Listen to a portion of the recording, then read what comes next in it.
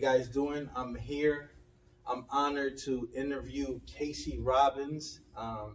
She's going to tell a powerful story today, her testimony, and what God brought her through, and how things is looking up now, and a difference between from the first time um, she was going through them situations into what God is doing in her life now. But before we start into your story, how we met. I actually met you back when I think when you had first come. Yeah. Yeah, I met you in the out getting food or something like that. Yeah. It was just like a walk past type thing. Like, hey, nice to meet you. Kept it moving. Yeah. Those of y'all don't know that Kasie Robbins, a lot of people know her from being a very anointed person. This fly just keep going. But anyway, a very anointed person, strong woman of God, strong story. And the things that she does now, she's an influence to other women going through the same things. And one of the reasons she'll be preaching here next week. Yep, on the 8th. On the 8th, make sure to come. Here. Make sure you stay tuned too as well. Like just watch us on live as well. If you can't make it to Rise Church, share her preaching too as well. But one thing I wanted to talk about is basically the influence that she's doing right now and the things that she's doing. Not only that, why did God put her through that situation? And one thing that I learned that God made her life a little bit chaotic, and He had to make things a little bit greater to make a story out of her. And she's like a walking Lazarus, right now. People are pointing their fingers and knowing what Jesus did in her life. So I just wanted to start off where you're from. And So I was born in Rockland, Knox County, and then we just moved around a lot. We left there. I was really, really young when we left there. We moved to Florida, so we kind of bounced around there, Cocoa, Merritt Island. Then we moved to Georgia. I've lived in the Cayman Islands. I've been all over. I have 2 little sisters that were born in Cape Canaveral. Yeah, and we came up here, moved around. I've been all over Maine, Portland. Yeah, so really lived that gypsy life. It wasn't really I was born and established. I just kind of found my roots where it was that I landed. Nice. Yeah. So, what type of parents you had? So, my parents were the type of parents that just came from very broken homes as well. And so they did the best they could with what they knew, right? My mom, still to this day, my mom has my back. She's literally walked through fire with me. I just remember I overdosed and was in a coma for a week. And my mom was right there. She always picked up the phone. So that was really cool. But she came from, lines of addiction, perversion, molestings, the whole, whatever opposition that Satan would try to hold any other person down with. It was we got hit with that because he just knew that we were all, me and my sisters and my mother are born for big things, So he's I'm just going to hit them right out of the womb. And so that took a lot of time, overcoming, just getting past generational curses, and because they're real, and it's an action to break them, right? Just not doing the same things that you were doing. Well, what part of your life, part of your testimony that you actually was going through situations that you've been in? Yeah, I have to. Just name a time and a place that you was that was so dark. Ooh. So I can't remember how old I was, but it was towards the end of my run. And I had a crazy run. Anybody that knows me knows I've been locked up in 2 states, a 13-time felon, been in and out of institutions, rehabilitations. I gave birth to my 2nd baby out of jail, which I thought would be a bottom, right? But it wasn't. So my bottom was when they took my kids. DHS came in and took my kids. And I guess I just ran hard. It was I was trying to commit suicide, but without the gun, without the knife, right? It was just the drugs. I just wanted to die so bad. And I fell out 3 times. And God was not yet, baby. I got a plan for you. Not yet. And I would wake up, So I think that's really my worst time was at the end of it. Just just selling my soul for that hit, for that needle, you know. My kids were gone, so I was just hopeless. Once you lose your hope, it's a wrap. Like, you no longer strive for anything, so you're just seeking death. So I think that's really like my bottom. I contracted hepatitis, you know, and I just didn't, no cares in the world. Like, I just wanted to die. And what was the breaking point that you said enough was enough? So I was in Portland, Maine. Like I said, I just been running, and I got put in jail.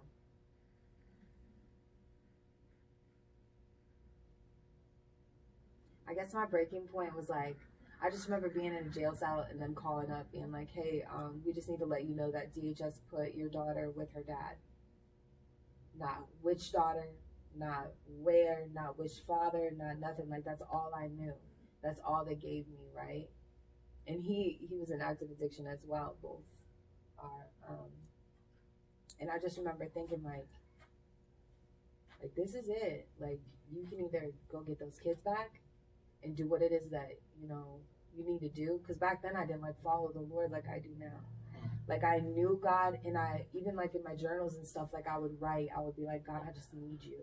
Like, even at, you know, some of my worst times, I'll be like, God, I need you. We're being in jail, and God, please just let me out. You know what I mean? But I didn't know him like I know him now. And I just was like, I just got to do something different. I always knew that, like, I was meant to do something different, but I just settled. Like, I just been told, like, you know, you're always going to be a slut. You're always going to be this. You'll never be anything. You'll be just like your mother. And I just settled with that. Well, then I'll be the best. And I just remember, like, at that point, it was like, okay, but, like, you're meant for more than this. I just remember hearing that, you know, like, you're meant for more than this. And I got deathly ill for, like, 3 days. I got deathly sick, like, was put in the infirmary and just slept for, like, 3 days. And I remember I woke up and there was no cravings. There was no nothing. It was the craziest miracle, right? And at that time I didn't pick up the Bible, but I picked up that book, The Shack, and I started reading it, and I was like, I saw the movie. Yeah, it's so good. It's so good. Like, it just spoke to me so heavily because, like, you know, in my mind I was like, I need to be clean to go to God. I'd always thought that, like, you need to be clean to go to God. And I just started entertaining that, right? Because I couldn't think for like 6 months. I literally could not think for 6 months. I had just done so much damage to my brain. Wow. Yeah, like, it just was, I couldn't even speak. It was crazy. So I just started reading that book, and, like, I just knew that, like, I was meant to do something different. Like, that was my end. And either, like, I was going to be that mom to those kids, or they weren't going to make it. So how did you get your kids back? That's a miracle too. So when I was out in the world, I guess because I had went in there high on my last court date, and I guess I'd signed a piece of paper that left my case open. So God. And so you was high. A mess. And so I guess I signed this paper to leave my case open. And when I was in jail, okay, so I'll keep going with, like, the rock bottom piece, because I went from Cumberland County Jail to, I was supposed to get released to my sugar daddy, and I found out there was a hold from Penobscot County for endangering the welfare of a child when they took my kids, and I was stuck. I'm like, what do you mean, right? Like, I wanted to get out, I wanted to run. So they ended up shipping me to Penobscot County, and I was like, okay, God, I got you. I'm going to read this Bible till you let me out, right? And I just started reading that Bible, and my mind just started changing. Like, I didn't think about things like I used to think about them. I didn't see things like I used to see them, right? I didn't want anything to do with all this stuff that was coming in. And I went into a jail cell, and this girl had an envelope addressed to Allie McLaughlin, which was the women's director over at, who was my spiritual leader. Praise God for that woman. And I wrote shout out to Allie. Allie, we love you. She's my fave. And so I wrote to the lady, and they accepted me in the home, and I didn't have anything. Like, I had been locked up for like 10 months. Like, I didn't even have clothes, nothing. And her mom literally picked me up from jail with clothes, shoes, the whole nine, and dropped me off at the home. And I just remember talking to the DHS worker the first time, and she's like, you know, you've been gone for like a year and a half. Like, we didn't even know where you were at. Like, you just were gone. Like, we didn't really know what to do. She goes, but because you signed this piece of paper back in the day, your case is still open. And I was like, oh, Lord. When we walked into the courthouse, the electricity was off. The electricity wasn't off anywhere else but that building. It was insane. We went all the way up, and the guy's like, I don't know if we're going to do court today, so we went to go leave. And we just happened to run into my lawyer, which they call the one-man show. He's a man of God, too. He goes up to the Charleston church. God just set people up, like my DHS worker, woman of God. Like, it was so cool how he just, like, set everybody up. And I was like, I want my kids back. And so they actually tried to give me my kids back at 6 months. And I was like, nope, no, I don't want them back yet. I can't. Because, like, I hadn't felt those emotions. I hadn't felt all that stuff. Like, I was got my kids given right back to me. And then I just would go and do what I wanted to do. I didn't want to do that again. I needed to be right. So Allie, another shout out to Allie, walked through hell with me. Literally, like, because when you do what it is that I did, you have no emotions. So for so long, I was numb. I remember probably like 6 month mark, we were just swimming in the water, and I was like, man, I miss my kids. Like, it had hit me, right? And it was crazy because I didn't realize how much I'd shut down. Like, I didn't realize, like, how much of myself that I let my heart be hardened, you know? And the more that I just kept walking it out and, like, visits with my kids, and, like, my heart just started coming back to life, And Allie's a huge part of that. City Reach was a huge part of that. Bobby Bledsoe, and just speaking truth. And I'll forever be grateful for that man for just leading me to God, right? Like, that's my foundation today. So, yeah, it was just a lot of Jesus, a whole lot of Jesus. I remember the first day I got out of jail, went into that home. Corey Russell was preaching. And I was standing there, and he walked up to me and put his hand on my forehead, and he said, fire. And I blacked out for like 20 minutes. And I just remember being like, whoa. But there were so many people in that church that just helped me to be the woman I am today, to get my kids back, to make a way. And I tell you, God showed up. Oh my goodness.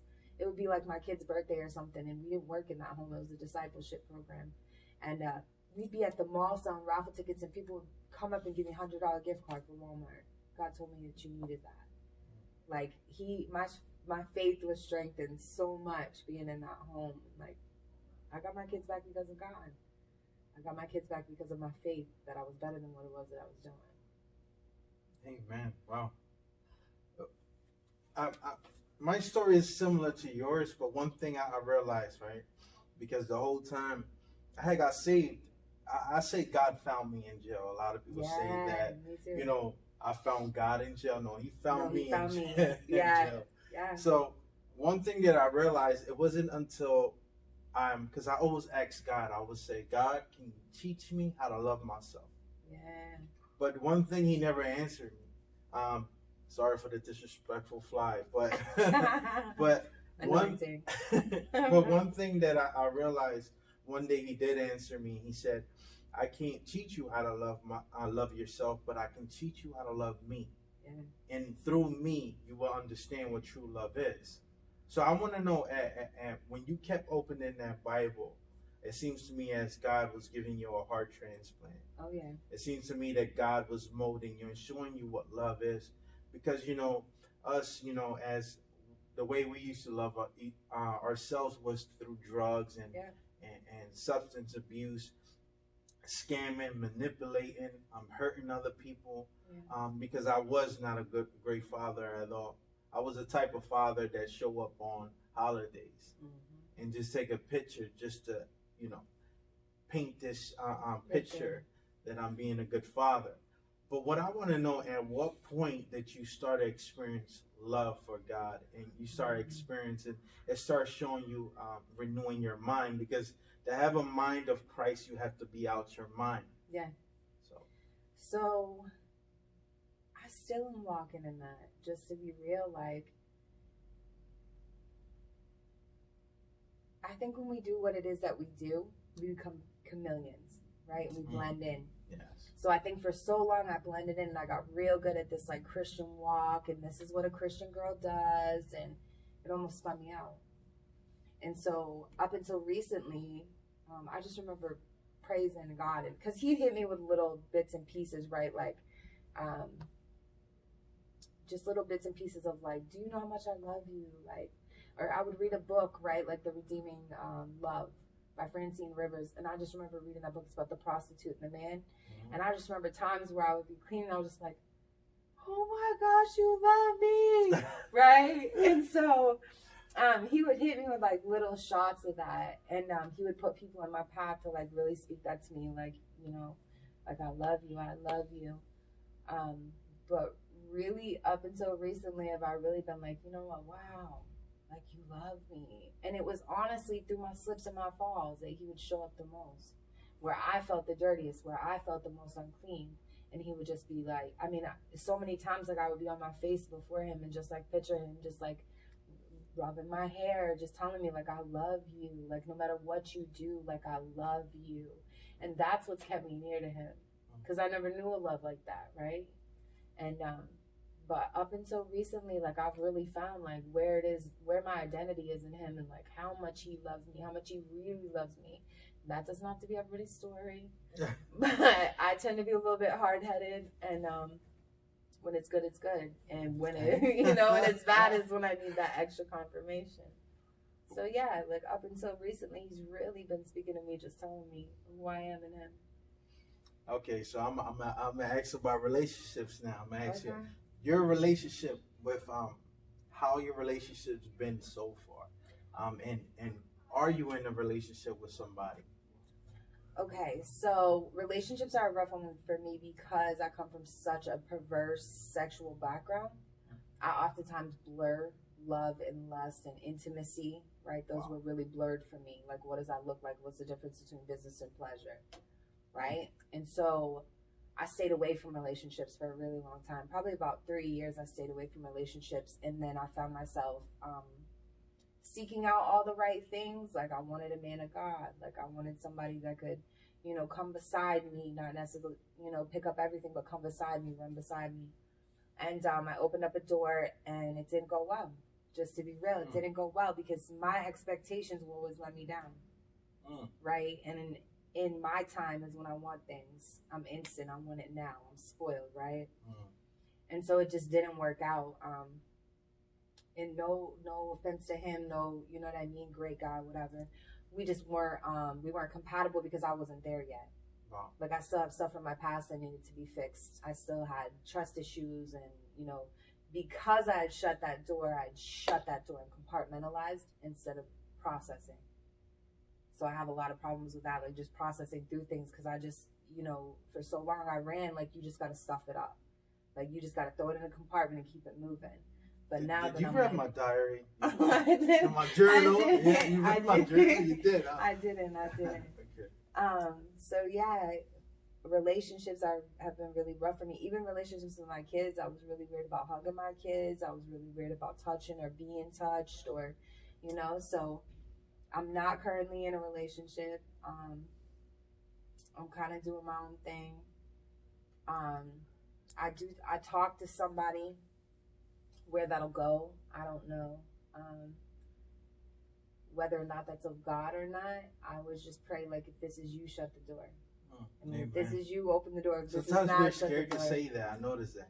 I'm going to be honest. I was just talking about, in my sermon, I implemented that saying, because a lot of times I say, I don't tell God about this, but I know he knows about it. But I don't want to ask him, take it away, because I want it. Yeah. I put my expectations in it. I'm always like, if I'm afraid of something, or if like I know that like it's not necessarily the best thing for me, I'm like, Lord, I need you to take this. Like, I need you to take this because I know how I am. Like, I'm always trying to seek that instant gratification, and it's never done me any good. It always puts me back. It just sets me back, right? So I'm open-minded. So what do you think about dating? Because I really think dating is not of God, and people see it different. No, but the reason I think it for each person is different. I think dating is not for me because until God actually be like, you can trust this one, that's when I'll actually do it, because I feel like I'm always the one hand picking my things. Yeah, we always get in the way. Let me find out that that's our story that we get in the way. Okay, so in my mind, like, I feel like God's just gonna be like, listen, this is the one. Like, that's the man you're going to marry, right? And I feel like, I mean, there's going to be a little bit of courting there because obviously you need to get to know each other, right? But dating's not biblical. It's not in the Bible. Never once have I seen it in the Bible.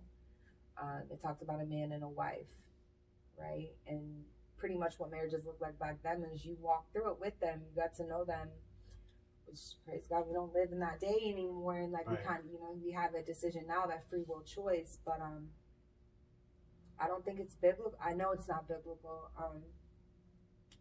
For me, I want to control things, so I feel like maybe it is a good idea, but I don't really have like a solid opinion on that because I don't really know what it's gonna look like. Like, I just know that I'm so stubborn that I feel like God's gonna be like, listen, no, it's the one.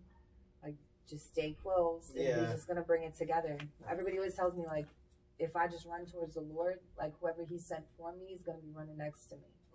You know? Wow. Yeah. So you being a strong woman, because when I see you, you're a role model.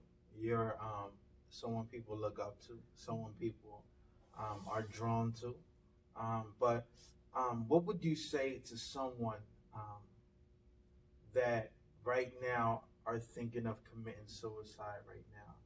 Right now, whether they're ready to take a bunch of pills or ready to jump off a cliff or just ready to do the worst right now, what would you say to this person?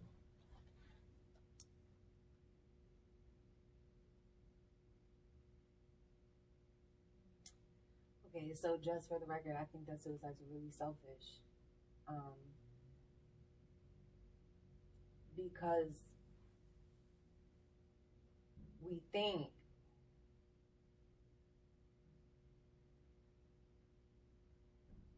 that we're making it easier for people if we kill ourselves, right? But in all reality, they're dying with us. Like, there's a piece of people around us that we're taking with us when we do that.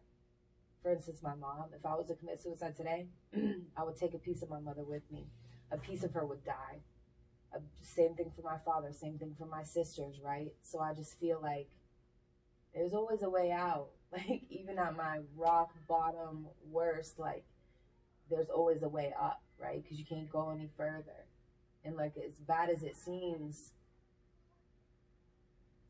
there always is a chance for it to get better. And I just think that suicide is just not the answer, because you think that you're helping everybody by removing yourself when really you're killing a piece of them and taking it with you. And I just think that, like, it's not necessarily selfish because, like, forgive them for they don't know what they do, right? But I just want to say that, like, I'm not as strong as people think I am. I'm strong because I'm weak, because I get on my knees, because on a daily basis, about 50 million times a day, I say, I can't do this. I can't do this, right? And I just feel like it's kind of the same thing with suicide. It really is the same thing with suicide, because it's really got to be a mindset, because you're really not doing it. You're not benefiting anybody by killing yourself. You're making it worse. That void that you feel inside of you, you're now casting onto other people because you decided to do that. More people die than just one. Oh, that's powerful. I think everyone's story when it came to substance abuse were trying to kill themselves in that way. Yeah. I know I was. Definitely. I know I was. I was thinking about that when you said that like, it was fun. It's what we did, for fun. And like, I just always remember, like, it was never fun for me. It was never fun. It was to feel normal. It was to, like, not hurt, right? Mm-hmm. Not feel. I didn't even want to be in my own skin most of the time. And there was very few times that, like, it was fun. Like, it was, I just committed suicide every single day. Right. I was trying to commit suicide every single day, So what would you say to, let's just say 10 years back, the old you? What would you say to yourself? Lord.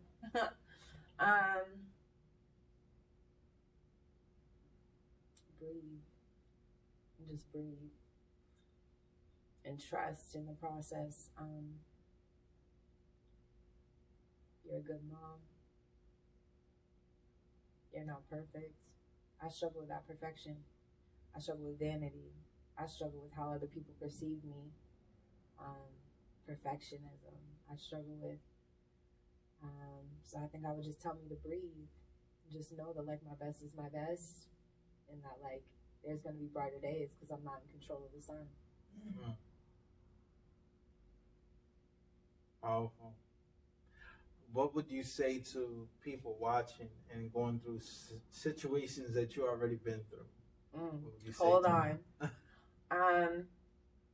Just know that like I always say this all the time, that like your head is where your feet are. You're exactly where you're standing. You're doing exactly what it is you're supposed to be doing. And like we just have to keep faith in that and just keep it moving. Like those are my two live-bys. Like your head is where your feet are and just keep it moving. Because eventually it's gotta stop. Like it's gotta stop raining at some point, right? And just believe in yourself and know that like I believe in you. And more than anything, that God's in control, you're not in control. Like he's gonna see you through. He always does, no matter what situation I'm in, no matter what situation I've been in, like he's always been right there holding me, you know. I always think about that picture where the Jesus is like holding the person, right? Mm-hmm. And I'll picture myself like with a needle in my arm, or you know what I mean? Like he was right there. Like I know you hurt, but like I'm here, and just taking that pain on himself, you know? Like no matter what we're going through, like there's always a bright side. Always. We can learn something from any situation.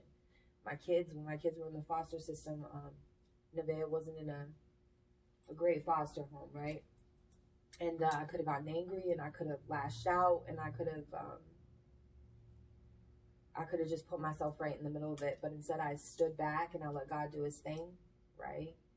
And sometimes we need to be hurt to heal. Sometimes pain is what brings us freedom. And I think we need to recognize the difference between being a Christian and really being a Christian. Because this isn't easy. Yeah. And it's never going to be easy. But we just have to learn to excel above that. You know?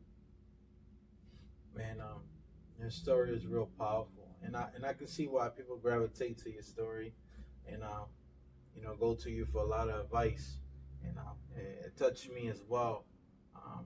But one thing that I through this progress, because progress is not pretty, and ugly. Yeah, it's ugly, but you have to be truthful with it. Like, I think that's why people think I'm so strong, is because I'm like, listen, I struggle with this, and this, and for me, that's a way to not own it. Like, if I just throw it out there, you can't say anything, right? Right, you can't use it against me. Can't use it against me. That's smart. That's smart. I'm using that. So I'm not gonna use it. So yeah, but it hurts. It hurts, but I think that we need to realize that like hurting is growing. Mm-hmm. Like that meme. Sometimes he breaks our heart to save our soul, right? Emotions are irrelevant. What I think is irrelevant. What I feel is irrelevant. I need to stand on the truth and what he said and what I know.